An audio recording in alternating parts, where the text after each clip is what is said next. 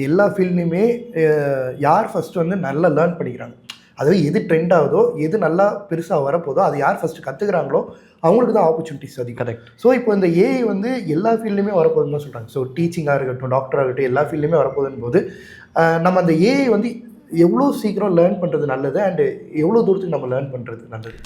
என்னையை பொறுத்த வரைக்கும் எல்லா ஃபீல்டில் இருக்கவங்களும் நிச்சயமாக கற்றுக்குங்க அப்படின்னு தான் சொல்கிறோம். இப்போ ஃபார் எக்ஸாம்பிள் இந்த கேள்வி உங்களுக்கானதாக இருக்கலாம். ஒரு 8 மணி நேரம் 9 மணி நேரம் வேலை செய்கிறீங்கன்னு வச்சுங்களேன். ஏஐனால உங்களுக்கு 1 மணி நேரம் திருப்பி அந்த டைமை உங்களுக்கு கொடுத்ததுன்னா எப்படி இருக்கும்? அந்த மாதிரி தான் நான் பார்க்குறேன். ரைட். அப்போ டாக்டர்ஸ்லாம் பார்த்தீங்கன்னா தி work almost 7 days a week. கரெக்டாக ஒரு பேஷண்ட்டுக்கு அவங்க பர்சனலாக டைம் ஸ்பெண்ட் இருக்கும், டேட்டாவை அனலைஸ் பண்ணுறதா இருக்கட்டும், ஹிஸ்டாரிக்கல் இன்ஃபர்மேஷன், இது எல்லாமே ஏஐ ஒருவேளை அவங்களுக்கு ரெக்கமெண்ட் பண்ணி ஒரு சஜஷன் கொடுத்ததுன்னா சிம்பிளிஃபை ஆகிடலாம். கரெக்டாக. இப்போ பேஷண்ட்டோட ஸ்பெண்ட் பண்ணுற டீட்டெயில் 1-to-1 கான்வர்சேஷன் நிச்சயமாக வேணும்னு பார்க்குறேன் சைக்காலஜிக்கலி.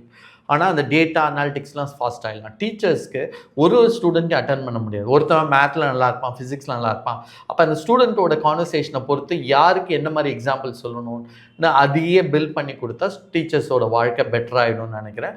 இன்னும் அறிவு சார்ந்த விஷயங்களை வேகமாக கடத்தலான்னு நான் நம்புகிறேன். இதே தான் எல்லா ஃபீல்டுலேயும் நான் பார்க்குறேன். ஓகே.